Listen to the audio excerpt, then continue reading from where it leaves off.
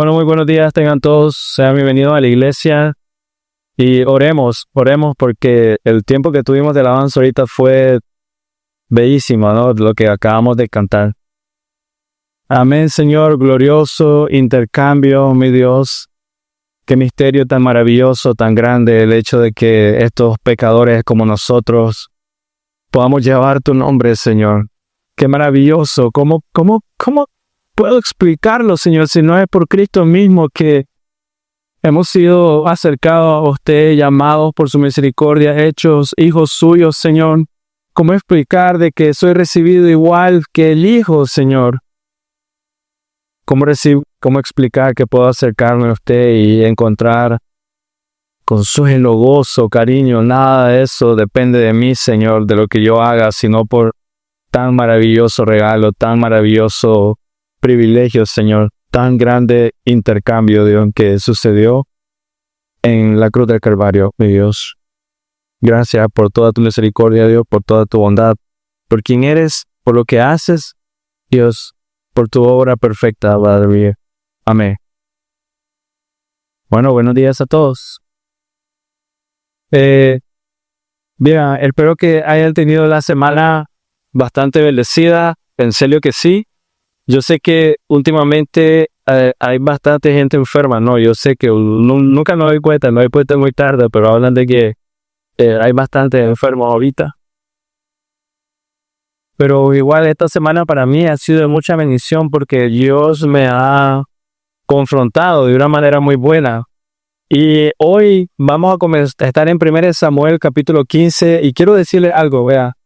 Hoy en la mañana decía a los muchachos cómo es el Señor de bello, porque lo que vamos a ver hoy en la prédica va a ayudar bastante para la reunión del domingo que viene. O sea, todo lo que vayan a escuchar hoy va a ayudar bastante para la reunión que vamos a tener el domingo que viene. Y la prédica del domingo que viene va a reforzar muchísimo lo que sea que hablemos en la reunión del domingo que viene. Y me encanta ese tipo de cosas porque no las planeo, o sea, que se alineen así como está alineado, no las planeo. Yo no dije, bueno, voy a predicar Samuel y cuando llegamos por el capítulo 15 vamos a tener una reunión. No, amán, no, mi mente no llega a eso. Entonces, es obvio para mí que Dios quiere enseñarnos y hacernos crecer como iglesia. Así que, si tienes una Biblia, por favor, 1 Samuel, capítulo 15, versículos del 1 al 12. 1 Samuel, capítulo 15, versículos del 1 al 12. Entonces Samuel dijo a Saúl: el Señor me envió a que te ungiera por rey sobre su pueblo, sobre Israel. Ahora pues, está atento a las palabras del Señor, le dice Samuel. Así dice el Señor de los ejércitos, y cuando escuchamos eso debemos de poner mucha atención. Dios mismo lo ha dicho.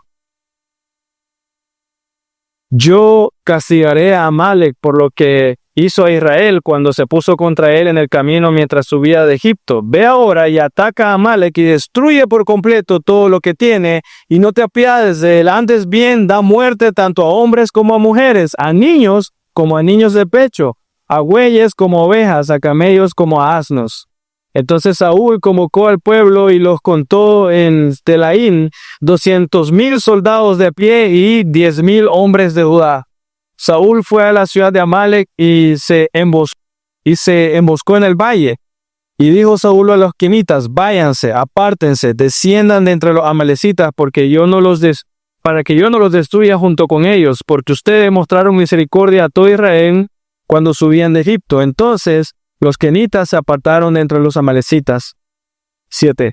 Saúl derrotó a los amalecitas desde Avila en dirección a Shur, que está al oriente de Egipto. Capturó vivo a Agar, rey de los amalecitas, y destruyó por completo a todo el pueblo a filo de espada.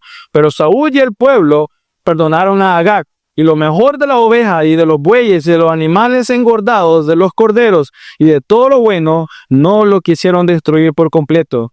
Pero todo lo despreciable y sin valor lo destruyeron totalmente. Entonces vino la palabra del Señor a Samuel: me pesa haber hecho rey a Saúl. Me pesa haber hecho rey a Saúl, porque ha dejado de seguirme y no ha cumplido mis mandamientos. Y Samuel se conmovió y clamó al Señor toda la noche. Y se levantó Samuel muy de mañana para ir al encuentro de Saúl.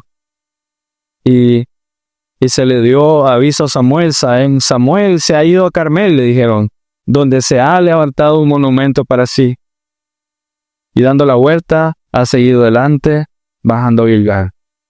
Amén. Entonces, la pregunta de hoy es, y es solo eso lo que vamos a hablar, en ¿dónde está tu riqueza?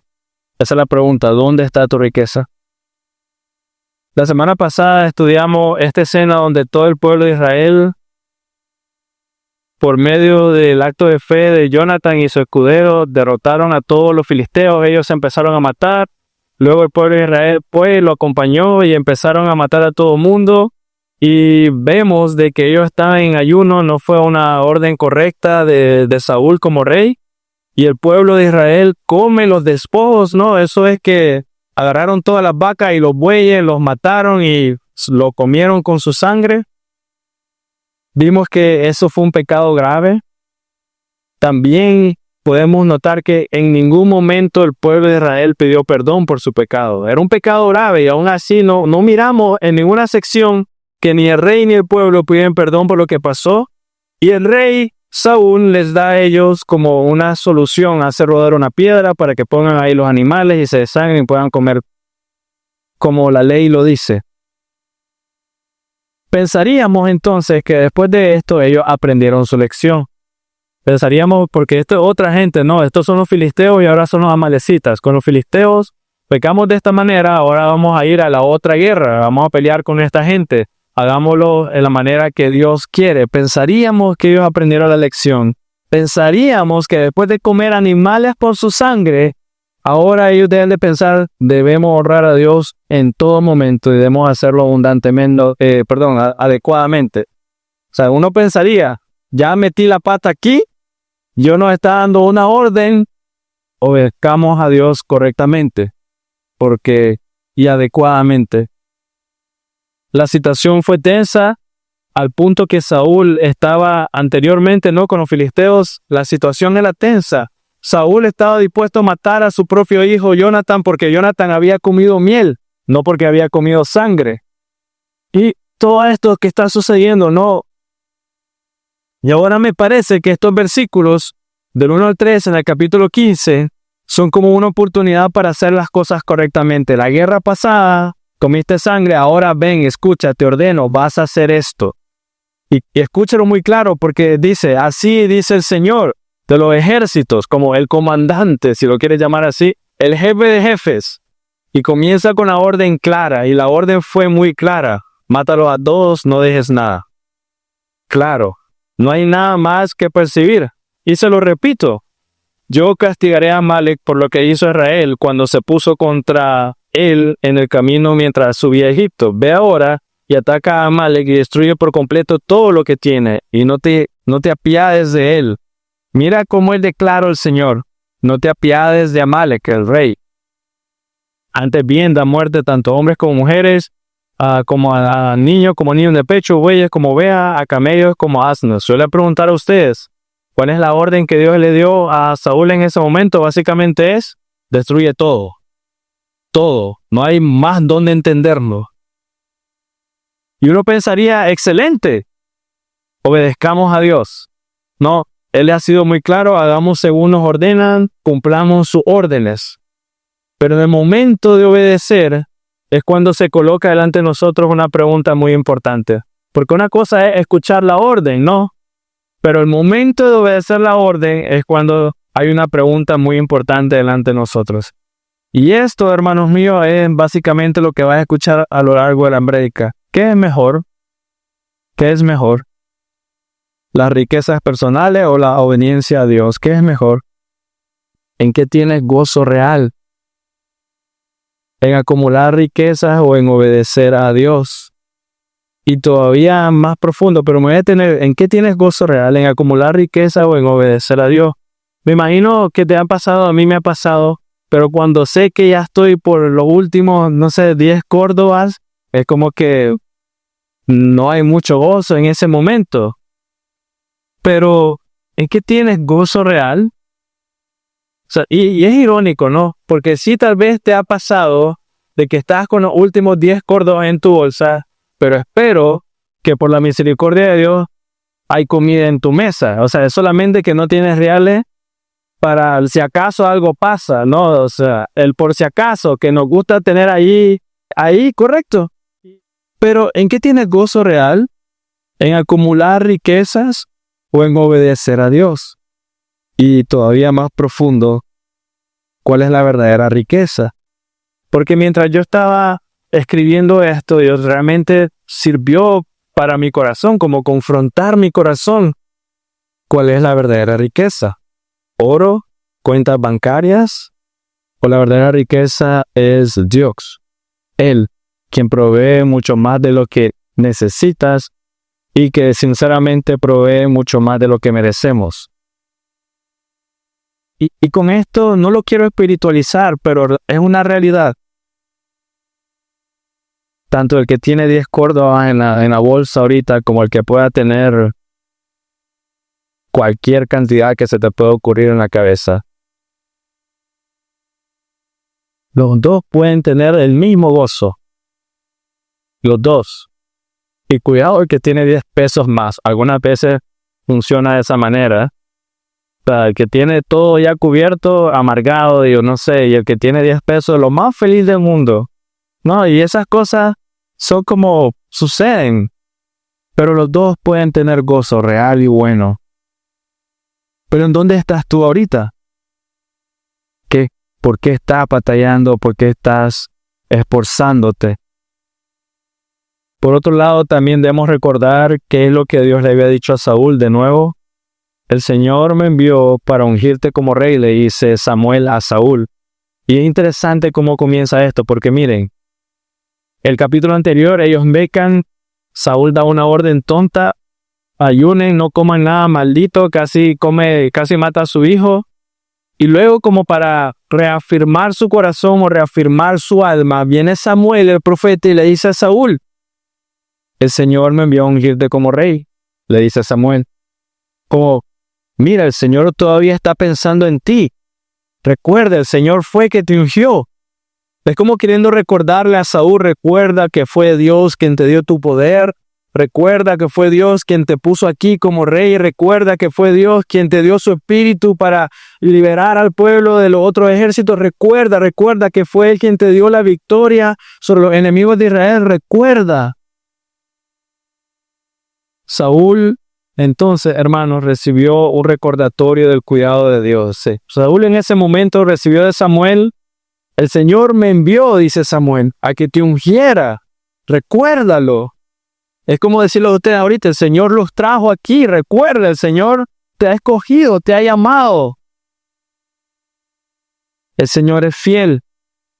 Por tanto, si el Señor hizo eso, se espera de ti y de mí obediencia. Se espera de ti y de mí confianza en Dios, en todo momento. Así que de la misma manera, si Samuel le recordó a Saúl, todo lo que tienes es porque Dios te lo ha dado, su espíritu, Dios te lo dio, este reino, Dios te lo dio, la victoria, Dios te la dio. La misma pregunta puedo hacerle yo a ustedes y todos nosotros hoy. ¿Qué tenemos nosotros que no haya sido dado por Dios? El pecado, probablemente es la única respuesta creo que podríamos poner ahí. Mi pecado, eso no me lo dio Dios, eso ya venía conmigo. De ahí lo demás, ¿qué tenemos ahorita?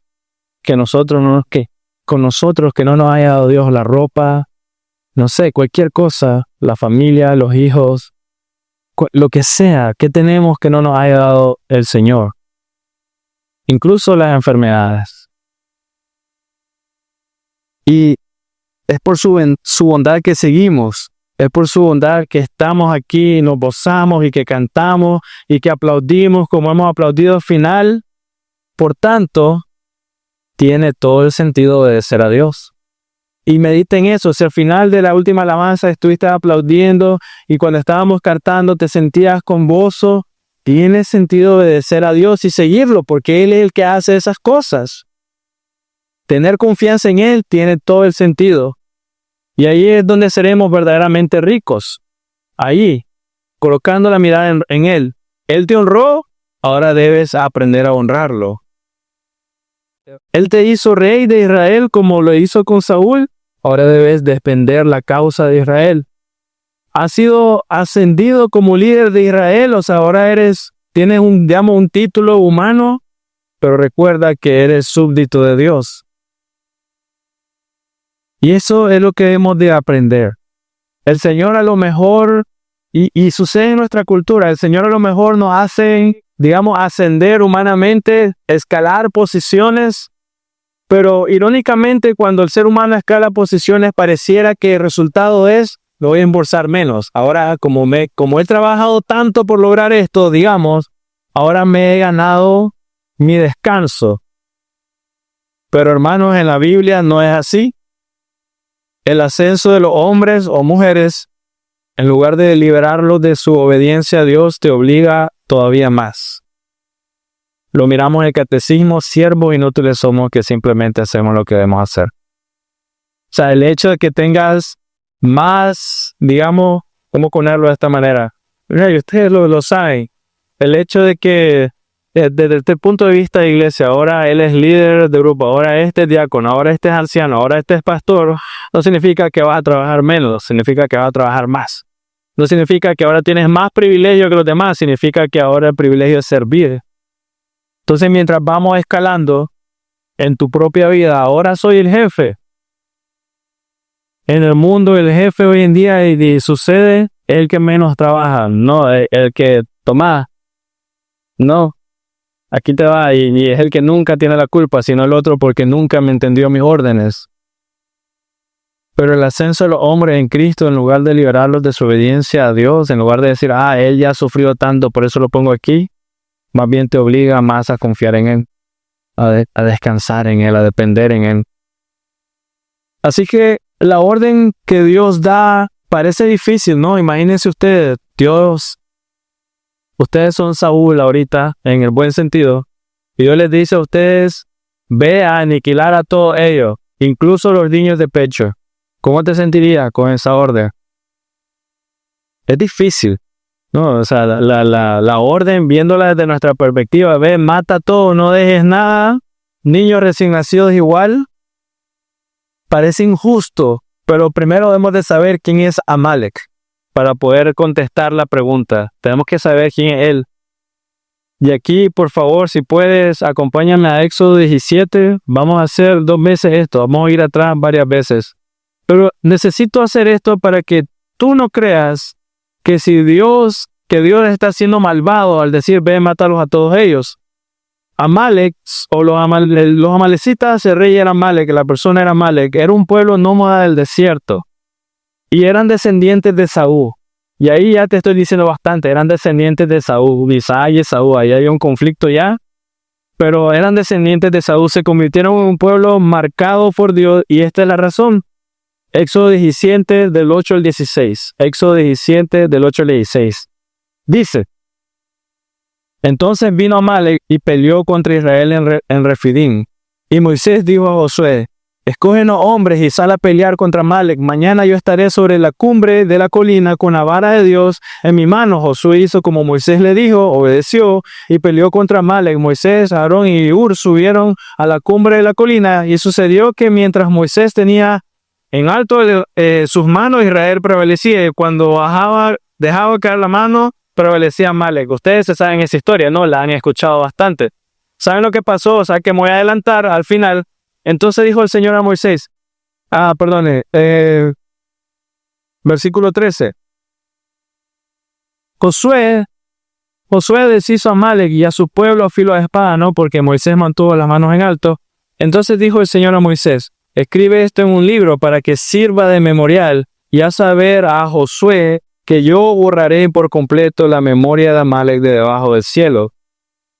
15. Y edificó Moisés un altar y lo puso por nombre, el Señor es mi estandarte, y dijo, el Señor lo ha jurado, el Señor hará guerra contra Amalek de generación en generación. Entonces, ¿qué estaba pasando aquí? Ellos acababan de salir de Egipto. Esto sucedió después de esta escena sucede después de que Moisés golpea la piedra, y esta escena está antes de los 10 mandamientos. O sea que ellos todavía andan deambulando. O sea, todavía miraron las plagas y están deambulando en el desierto. todavía no son como un reino ordenado, sino que están ahí viendo cómo pasar por donde puedan. Y Amalek miró esa situación y le hizo guerra. Era una buena oportunidad para matarlos a todos y tal vez tener algo de provecho en ellos. Los amalecitas de hecho, fueron el primer pueblo en atacar a Israel estando en el desierto. O sea, era como en el momento más bajo, matémoslos y ataquémoslos a ellos. Y Dios dice, ok, escribe esto, les voy a hacer guerra a ellos de generación en generación. Entonces, siendo un pueblo nómada, eran pueblos saqueadores.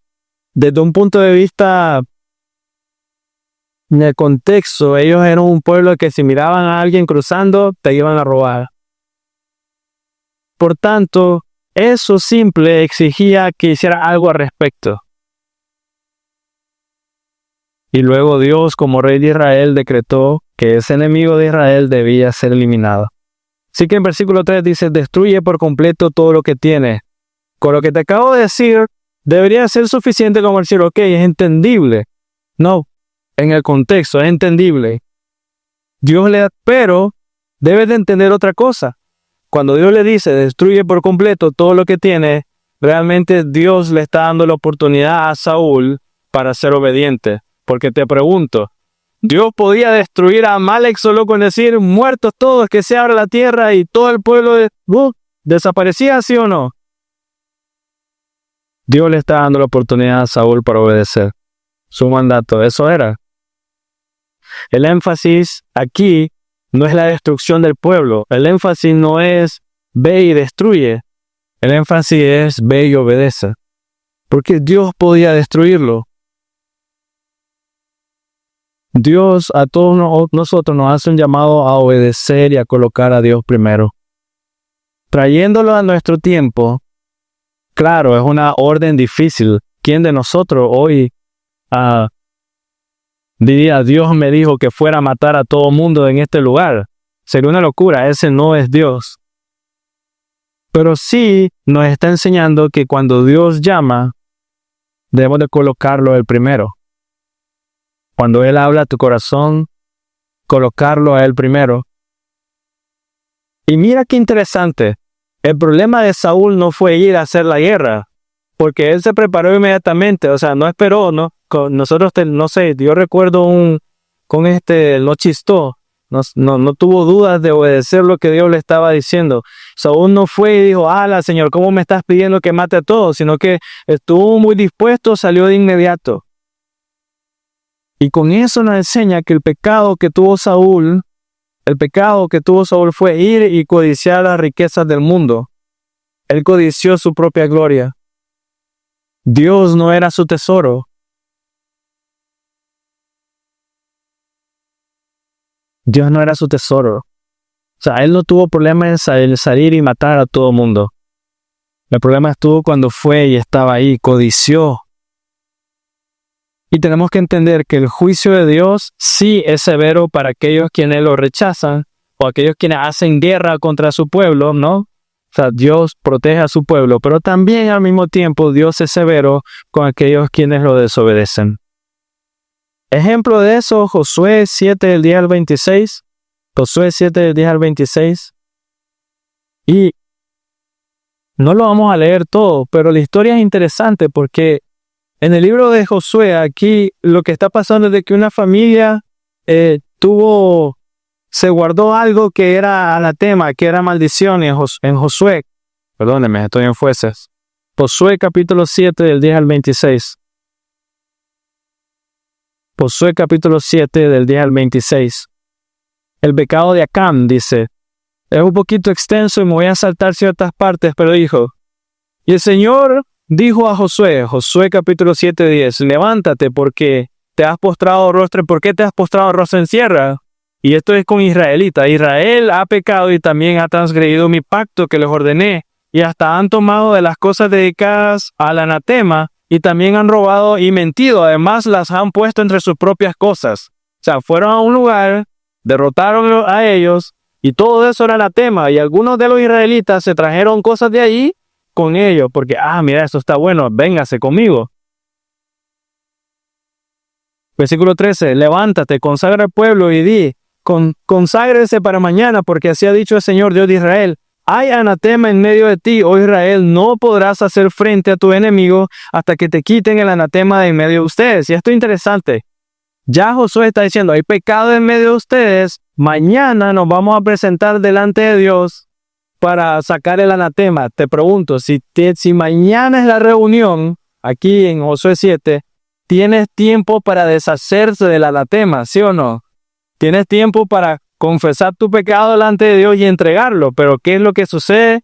Vino el día de mañana, el versículo 16, Josué se levantó muy de mañana, hizo acercar a Israel por tribus, y fue designada la tribu de Judá, mandó acercar a la familia de Judá, y fue designada la familia de los Zera, hizo acercar a la familia de Zera, hombre por nombre, y Sabí fue designado, mandó acercar a su casa hombre por hombre, fue designado Acán. Y todavía ese tiempo tenía para ir y tirar las cosas o hacer algo. Y fue designado Acán. Entonces Josué dijo a Acán, hijo mío, te ruego, y mira qué interesante, te ruego, da gloria al Señor Dios de Israel y dale alabanza. Mira cómo está comparándolo. Y dale alabanza.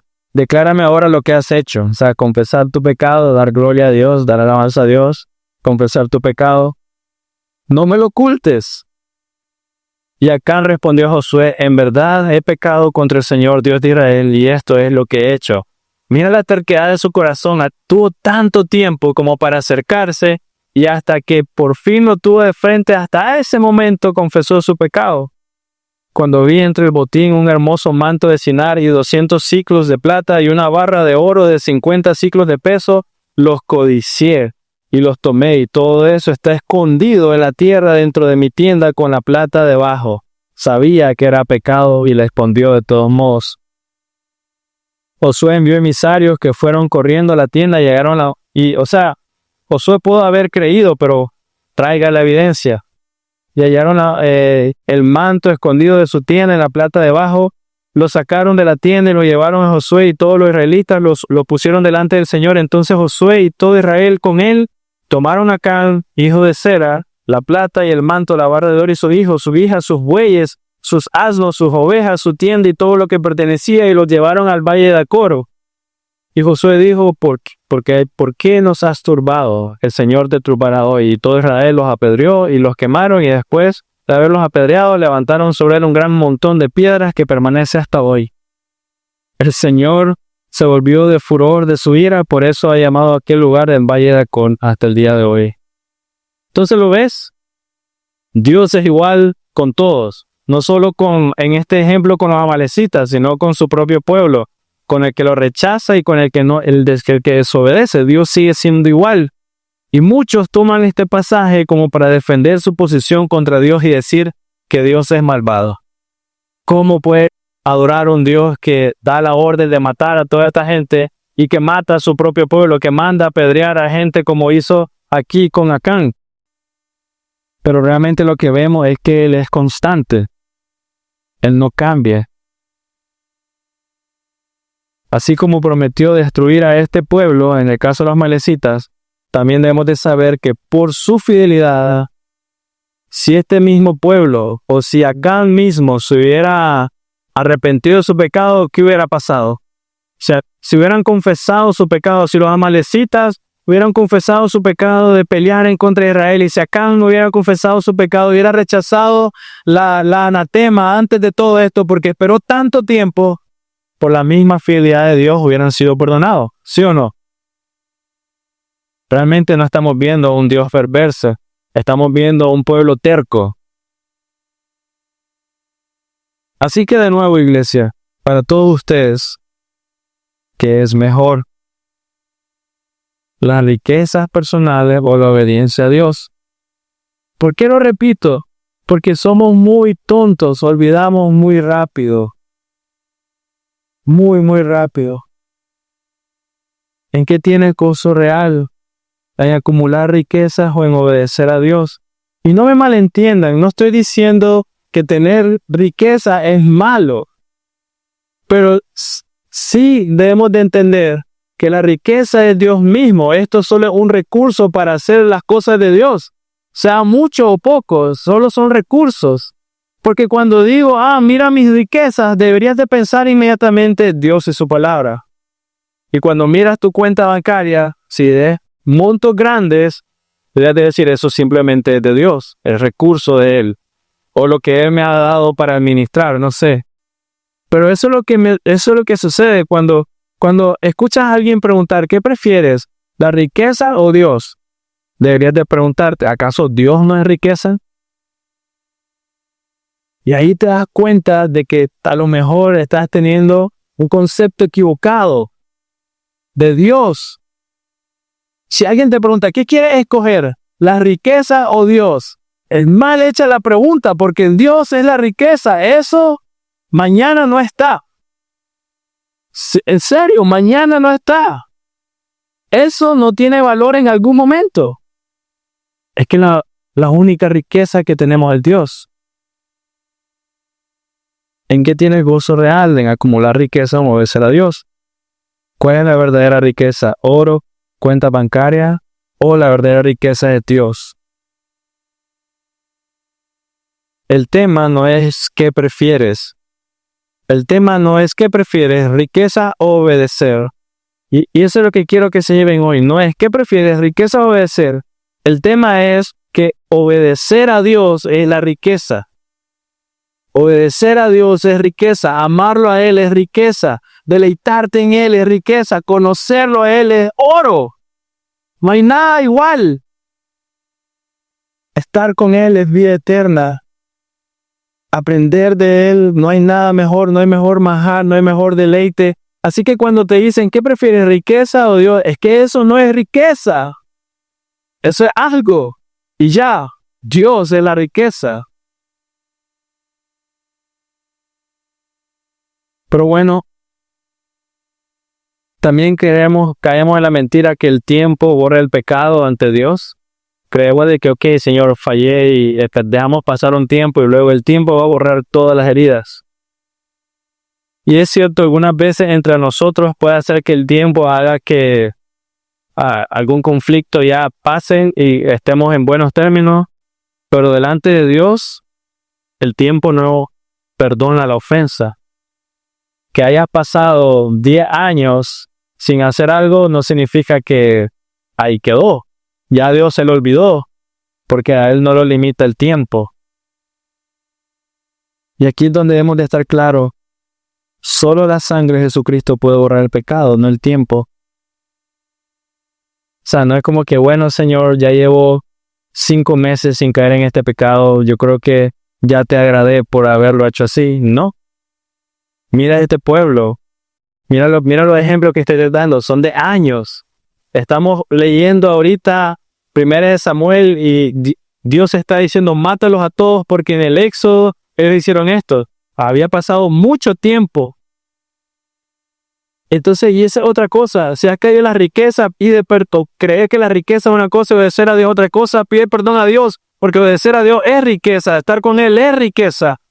Y si has creído que el tiempo va a hacer que Dios te acepte o algo por el estilo, también es mentira. Si has creído que porque te has apartado de algo por mucho tiempo, Dios está contento. No.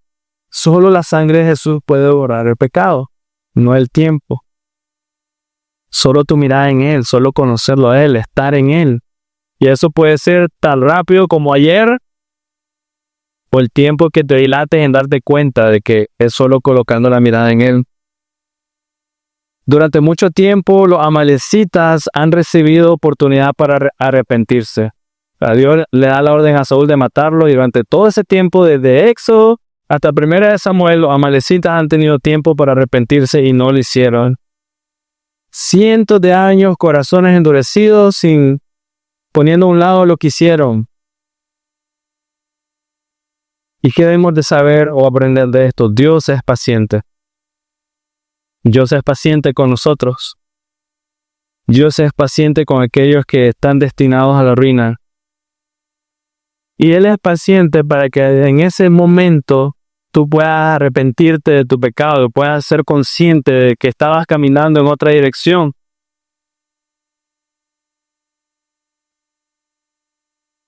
También debes de saber que la sentencia de Dios algunas veces no es inmediata, algunas veces toma tiempo, porque Él así lo quiso. Pero en lugar de reconocer esa misericordia, hermanos, siendo sincero, si no fuera por la paciencia de Dios, ninguno de nosotros estaría aquí. Yo siempre he pensado así, si no fuera porque Dios, yo estaría allá, Él con su dedo me hubiera hecho, ahí quedó, por su pecado, por mi pecado. Pero en lugar de reconocer la misericordia y la paciencia de Dios con nosotros, los pecadores usan textos como estos para justificar. Es por eso que no sigo a Dios, porque mira qué perverso que es, todo lo contrario. En su justicia, en su misericordia, Él no te ha hecho pagar por el justo castigo que mereces. Pero bueno, miremos el versículo 4 de 1 Samuel 15. Dice, Samuel recibió la orden, en el versículo 4 dice, entonces Saúl convocó al pueblo y los contó en Telaim, 200,000 soldados de pie y 10,000 hombres de Judá. O sea, mira qué interesante, miremos. Él recibió la orden y muy rápido recopiló su ejército para ir a la batalla. Y cualquiera de nosotros diría, wow, Saúl está siendo muy obediente. ¡Qué hombre de Dios! Dios le dio la orden e inmediatamente él actuó.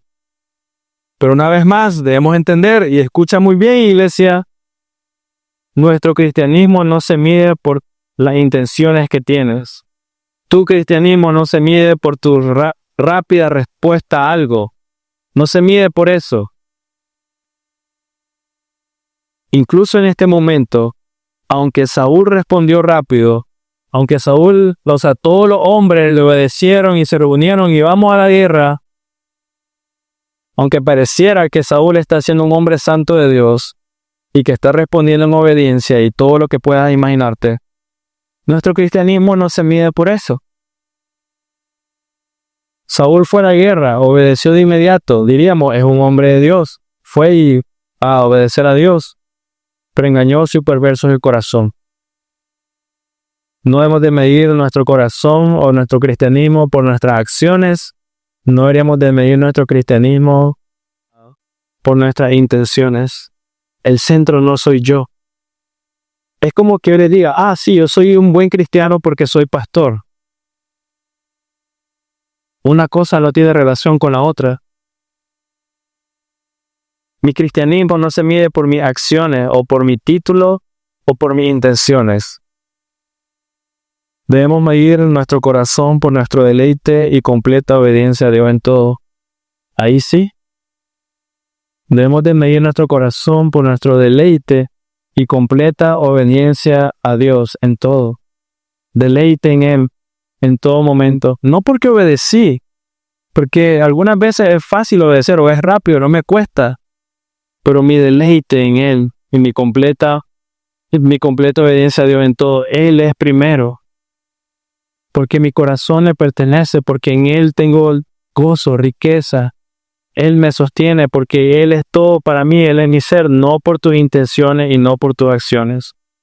Vine a limpiar la iglesia, amén, qué bueno, me alegra mucho que lo estés haciendo. Vine a enseñar, qué bien, excelente. Estás cantando, estás en alabanza, excelente, qué bien. Pero tu cristianismo no se mide porque estás haciendo eso, sino porque te deleitas en Él. Sea lo que sea, porque te estás deleitando en Él. Y de nuevo, pareciera que Saúl está siendo muy bueno porque incluso advierte a los quenitas. Versículo 6 dice, y dijo Saúl a los quenitas, váyanse, apártanse, desciendan de entre los amalecitas para que yo no los destruya junto con ellos. Y de nuevo, pareciera que él está siendo misericordioso, en cierta manera sí. Pero los quenitas eran descendientes del suegro de Moisés, de Yetro. ¿Recuerdan a él? Yetro un día llegó donde Moisés y le dijo, te vas a morir si sigues de la misma manera. Le dio unos consejos y todo fue mejor. Así que los quenitas vienen de este lado y han tenido una buena relación con los israelitas desde entonces. Y esto también habla sobre los amalecitas. Porque vean, los quenitas están viviendo con los amalecitas, están haciendo vida juntos. Y luego viene Saúl y les dice a los quenitas, váyanse que los voy a matar a estos. Cualquiera de nosotros diría, tienes dos opciones, o irte, o decir, no, yo me quedo a pelear con estos porque aquí tengo mi vida. Pero los kenitas sabían quién era el pueblo de Dios. Entonces, la salida de los kenitas en medio de la amalecita habla de que ellos también entendían que eso era un mandato de Dios. O sea, me explico, la salida de todos ellos habla de que lo que está pasando no es una injusticia. También ellos sabían que Dios era justo en hacer esto. Y así, hermanos, un buen hombre como Yetro deja la bendición divina como herencia a los descendientes de sus hijos. Es interesante eso. Tanto tiempo ha pasado de Éxodo, 1 Samuel, y todavía el corazón de Yetro y lo que él enseñó a su descendencia sigue en 1 Samuel como permeando, llenando el corazón de todos ellos. Todo este pueblo reconoce, este es el pueblo de Dios. Y por eso les digo, sus acciones hoy realmente repercuten mucho, no solo sus hijos, nietos, bisnietos y todavía más allá. No sé si a ustedes les pasa, pero algunos de ustedes tal vez tendrán la historia de algún tatarabuelo que hizo algo y todavía lo siguen hablando en las reuniones. O a lo mejor en alguna cena familiar siguen hablando del bisabuelo tal que hizo tal cosa y sucede en las familias de vez en cuando.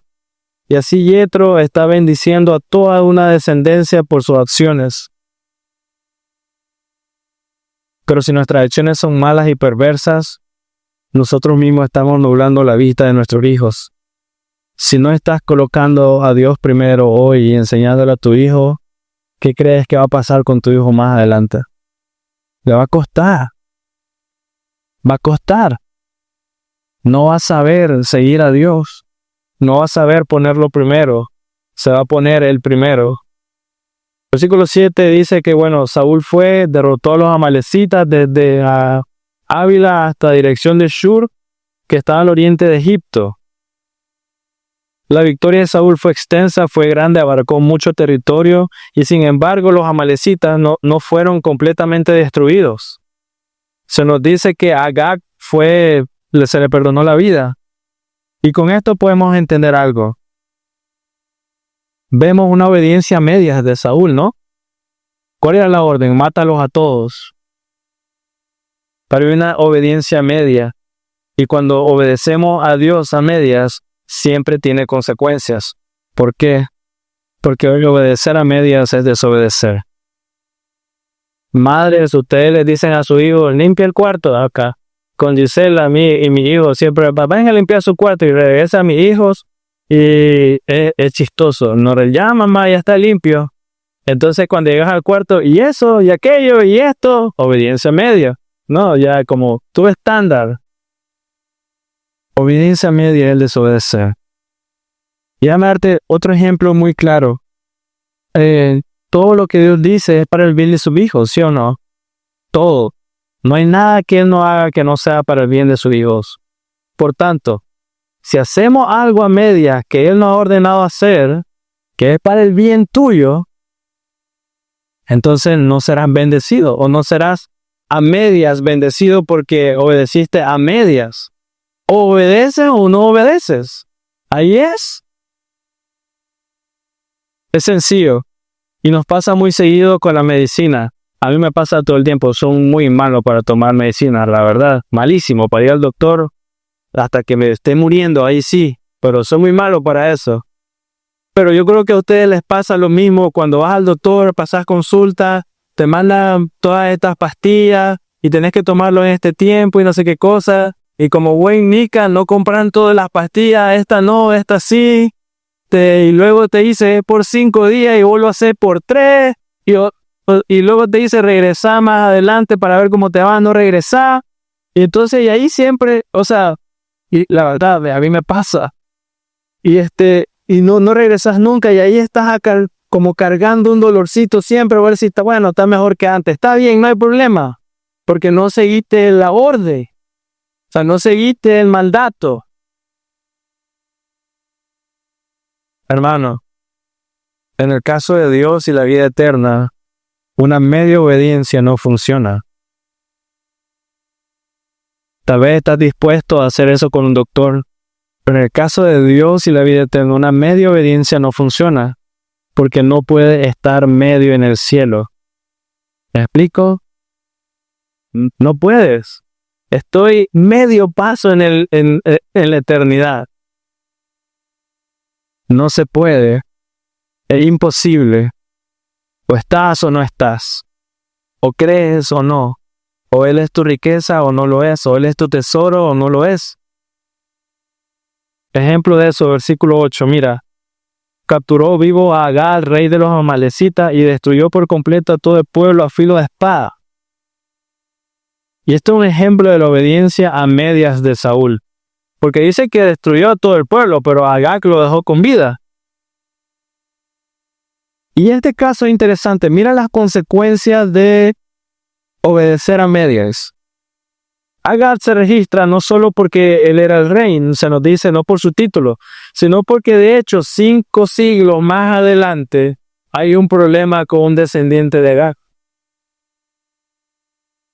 El libro de Esther, 5 siglos más adelante, el libro de Esther, Amán, que trata de hacer una ley para matar a todos los judíos, y está Mardoqueo, ¿no?, que está tratando de hablar con la reina Esther, y ustedes saben esa historia que si Esther se presentaba delante del rey sin permiso, la iban a matar y todo este rollo.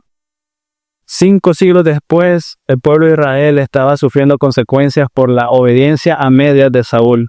Amán estaba tratando de matar a todo el pueblo de Israel, y Mardoqueo y la reina Esther eran en ese momento los únicos que se interponían en eso. Así que es interesante, tarea, ve a leer Esther, porque el libro de Esther es una especie de cumplimiento de lo que no está cumpliendo aquí Saúl. Porque al final de Esther, el rey le dio permiso a todos ellos, defiéndanse y mátenos a todos. Pues, defiéndanse ustedes. Así que con esta obediencia a medias de Saúl o parcial del mandato de Dios, cumpliendo la media algunas partes sí y violando algunas partes según le convenía a Saúl o según lo que él quería, su gusto y humor, Saúl demostró que era un hombre egoísta y egocéntrico. O sea, mira las evidencias que hay ahí. Él quería su propio poder. Su pecado no solo queda en desobediencia. Mira lo que dice el versículo 9. Pero Saúl y el pueblo perdonaron a Agag, y lo mejor de las ovejas y de los bueyes, de los animales engordados, de los corderos y de todo lo bueno. No lo quisieron destruir por completo, pero todo lo despreciable y sin valor lo destruyeron totalmente. El versículo 9 habla mucho sobre dónde está tu corazón. Y es sencillo. Mira, ellos ya habían destruido a los filisteos, ya habían tenido despojos de guerra, ya habían tenido riquezas por haber destruido a los filisteos. ¿Por qué también aquí?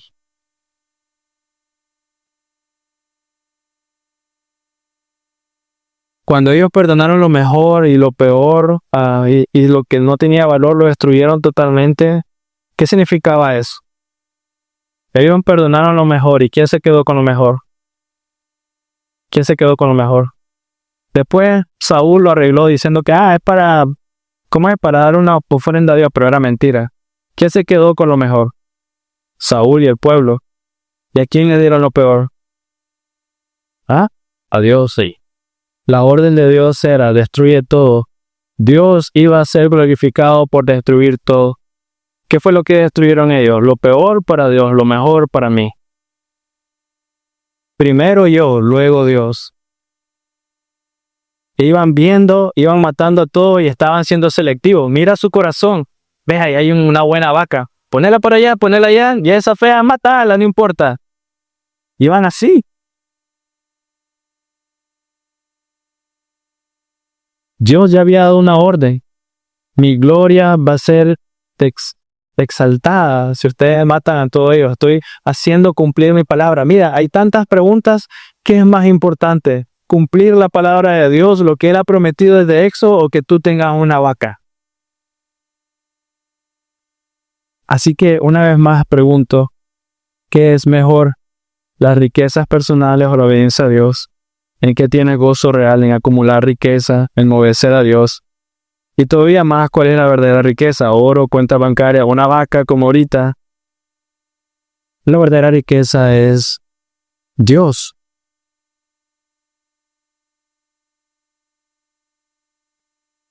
Todavía más, el tema no es qué prefieres, riquezas o obedecer. Y es que obedecer es la riqueza. Y eso es lo que está pasando en esta escena. Ellos están viendo que tiene mucho mejor valor agarrarse a estas cosas que dar gloria a Dios. Y nos pasa a nosotros, ¿no? Como iglesia, como hombres, mujeres. Primero esto y luego Dios. Y voy a resolver esto y luego me concentro en Dios. Cuando debe ser al revés. Primero Dios, porque Él es el que me da todas estas cosas. ¿Qué tengo yo que no me haya sido dado por Dios?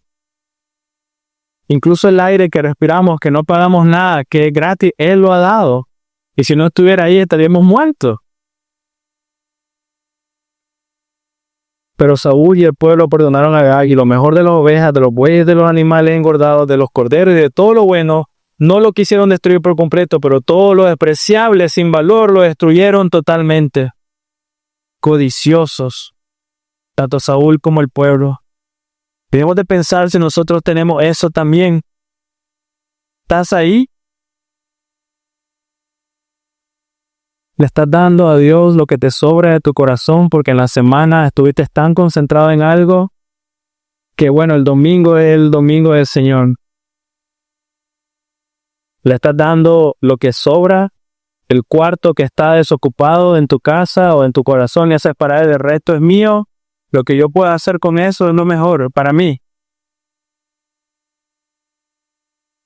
Ellos estaban quedando lo mejor y le estaban dando a Dios lo despreciable, las sobras, lo que no necesitan, lo que no quiere. ¿Le estás dando el tiempo que te sobra a Dios? ¿O están dejando un tiempo especial para Él?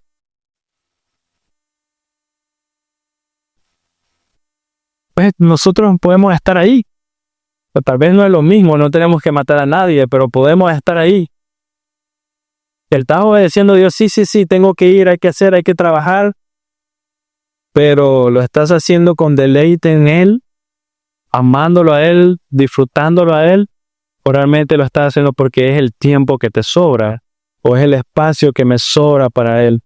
Él es el dueño de todo tu corazón porque Él es la riqueza única que anhelas y deseas, o es porque, ¿me explico? Luego dice el versículo 8, me pesa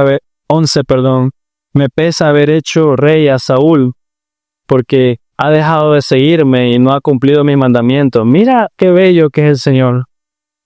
Me pesa haberlo hecho, y la razón es, ha dejado de seguirme. Pudo haber dicho cualquier otra cosa. Pudo haber dicho porque es un egoísta, porque es un perverso, porque me desprecia. No sé, pudo haber dicho cualquier otra palabra, pero lo que el Señor decide decir, ha dejado de seguirme. No ha cumplido mi mandamiento. Y es como que el Señor nos dijera a nosotros, me pesa porque ha dejado de seguirme. Ha dejado de escucharme. Samuel se conmovió y clamó al Señor toda la noche. Y me encanta eso de Samuel porque escucha esto de Saúl. ¿Y qué hace Samuel? Empieza a orar toda la noche. No le dice, ay Señor, ¿para qué estás con ese hombre? Y empezarle a echar tierra a Saúl. Ora toda la noche. Y si recuerdas hace tiempo atrás, Samuel creía que era pecado no orar o interceder constantemente por el pueblo. Incluso ahorita, con este pecado de Saúl, Samuel sigue orando. Sigue mostrando como su corazón de pastor.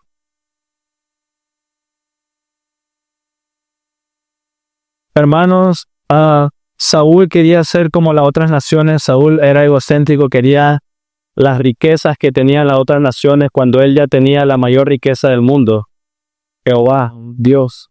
Nadie, ninguna otra nación tenía a Dios como ellos. Y aún así ellos querían otras cosas.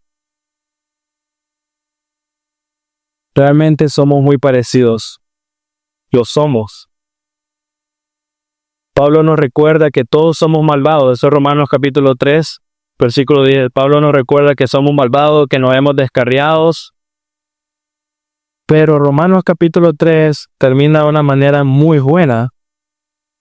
Y si me puedes acompañar ahí, te lo agradecería. Romanos capítulo 3, versículos 10 y 11.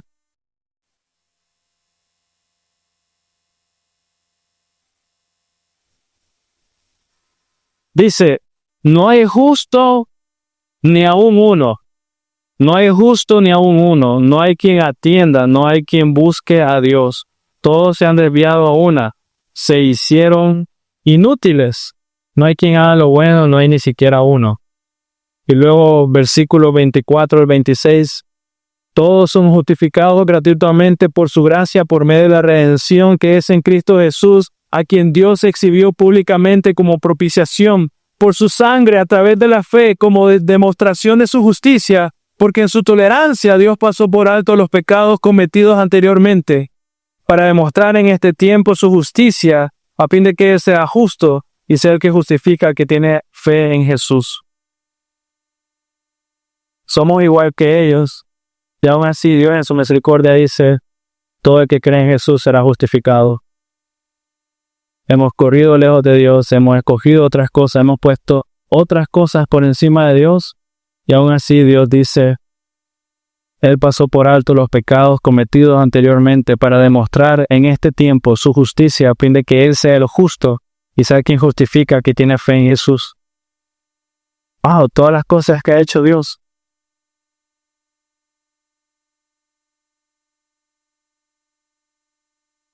Y versículo 12 de 1 Samuel 15. ¿Qué hizo Saúl?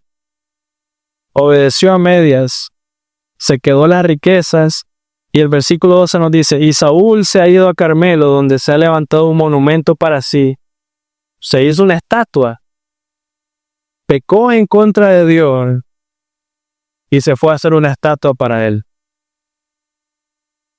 ¿Puedes ver la ceguera en la que podemos estar tú y yo? Vine, obedecí, serví, limpié o cualquier otra cosa. He llegado a la iglesia todos los domingos, no he faltado ni una sola vez. Pero de nuevo, hermanos, el cristianismo no se mide por esto, no se mide por tus acciones o tus intenciones. Debes de medirlo por el deleite que tienes en Él, porque Él es primero, porque Él es tu tesoro, porque no hay nada más importante en tu vida que Él, porque Él es tu gozo. Porque si no, vamos a terminar como Saúl. Vamos a terminar de hacer una lista de todas las cosas buenas que hemos hecho y cómo hemos sacrificado para la iglesia y todo el tiempo que hemos invertido. Sucede, hace muchos años a mí me pasó eso con alguien más.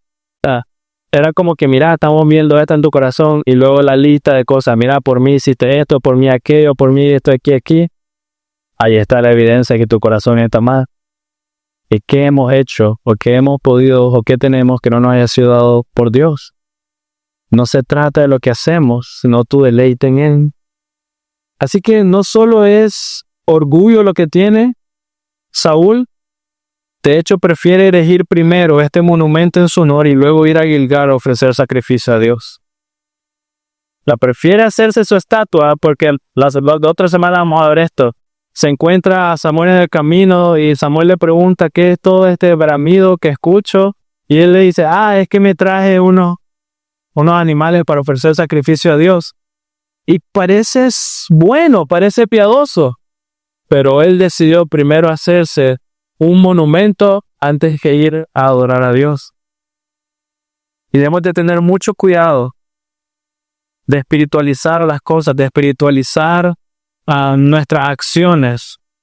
Sí, puede parecer bien lo que estás haciendo, pero si Dios no está primero en tu corazón, ¿de qué sirve? Su orgullo es más importante que su deber con Dios. El ganado, su riqueza era más importante que su obediencia a Dios. Las riquezas mundanas eran más importantes que adorar a Dios. Y Saúl en ningún momento se afligió, en ningún momento dijo mi pecado o algo. Se justificó todo el tiempo. Lo cierto es que él era celoso de su propio honor, pero tibio para las cosas de Dios. Dios puede esperar. Primero mi monumento. Y con esto termino, hermanos. Una vez más, obedecer, adorar, servir a Dios en la riqueza. Para eso fuiste hecho. En eso encontrarás verdadera felicidad y gozo. Con eso termino. Filipenses capítulo 3, versículos del 1 al 11. Filipenses capítulo 3, versículos del 1 al 11. Este es Pablo. Por lo demás, hermanos míos, regocíjense en el Señor. A mí no me es molesto escribirles otra vez lo mismo y para ustedes es motivo de seguridad. Cuídense de esos perros, cuídense de esos malos obreros, cuídense de la falsa circuncisión, porque nosotros somos la verdadera circuncisión que adoramos en el Espíritu de Dios y nos gloriamos en Cristo Jesús, no poniendo la confianza en la carne, aunque yo mismo podría confiar también en la carne. Entonces miren Él, puedo confiar en lo que soy. Si alguno otro cree tener motivo para confiar en la carne, yo mucho más, circuncidado los 8 días de nacer, del linaje de Israel, de la tribu de Benjamín, hebreo de hebreos, en cuanto a la ley fariseo, en cuanto al celo perseguidor de la iglesia, en cuanto a la justicia de la ley, siendo hallado irreprensible, pero todo lo que para mí era ganancia, lo he estimado como pérdida por amor de Cristo. ¿Lo ven? La riqueza. La pregunta no es, ¿qué prefieres, riqueza o Dios? Escucha Pablo, todo lo que para mí era ganancia, lo he estimado como pérdida por amor a Cristo. La pregunta no es, ¿quieres riqueza o Dios? Más bien la pregunta correcta es, ¿quieres estiércol o riqueza? ¿Quieres tu propio honor o Dios? La pregunta es, ¿quieres muerte o vida? Y aún más, yo estimo como pérdida todas las cosas en vista del incomparable valor de conocer a Cristo Jesús, mi Señor. Por Él lo he perdido todo y lo considero como basura a fin de ganar a Cristo. Versículo 9. Y ser hallado en Él, no teniendo mi propia justicia derivada de la ley, sino la que es por la fe en Cristo, la justicia que procede de Dios, sobre la base de la fe. Y conocerlo a Él, mira, lo repite de nuevo, conocerlo a Él, el poder de su resurrección y la participación en sus padecimientos, llegando a ser como Él en su muerte, a fin de llegar a la resurrección de entre los muertos. Ese hombre sabía que era la verdadera riqueza. A ese hombre le podían poner $1 millón enfrente y decir, Dios vale mucho más. Conocerlo a Él es mucho mejor. Vivir para Él tiene más sentido. Mi deleite es Dios. Así que, amada iglesia, ¿en dónde está tu riqueza? Que así sea. Dios ya se encarga del resto. No me malentiendan, no estoy diciendo que el dinero es malo. No estoy diciendo eso. Pero sí que Dios sea tu riqueza. El dinero es dinero, no es riqueza. El dinero y nada más. Que Dios sea lo primero. Oremos. Y Dios, gracias por lo que nos enseñan, por lo que nos recuerdas. Porque así como Pablo lo dice, Señor, el infinito privilegio de conocerte y participar en tus padecimientos para exaltar tu nombre. El privilegio que tenemos de estar aquí, alabarte, conocer tu santo nombre, exaltar quién eres. Tú eres bueno y maravilloso por sobre todas las cosas, Señor, gracias. Ayúdanos, Señor, para recordar esto y para meditar constantemente que nuestra riqueza eres tú y no lo que dice el mundo, Señor. No somos medidos por nuestra cuenta bancaria, por el tipo de ropa, por la manera que hablemos. Nada de eso, Señor. Es porque tú moras en nosotros, Dios, porque nos has llamado, Señor, porque podemos conocerte, porque la vida eterna es conocerte, Señor. Porque el mayor regalo eres tú, Señor, porque el que nos sostiene eres tú, el que nos da vida eres tú, mi Dios, porque vivimos es para ti, Dios. A quien debemos de seguir, adorar, obedecer eres tú, mi Dios. Recuérdanos, enséñanos, Señor. Eres tú nada más. No lo que hago, no lo que otros hacen, Señor, no es comparándome con alguien, eres tú, mi Dios. Y eres tú el que me va a dar la fortaleza, Dios, para seguir y para obedecer y para servir, para no pensar más de mí, sino exaltarte a ti, Señor, y así servir al otro, Dios. Y con toda libertad de corazón poder decir como Pablo también lo decía, Dios. Estimar a otros superiores a nosotros. O como Juan, Dios, que lo decía, no soy digno ni de desatar tu agujeta, Dios. Todo es por gracia y es un privilegio por tu misericordia. Y por eso estamos aquí hoy. Amén.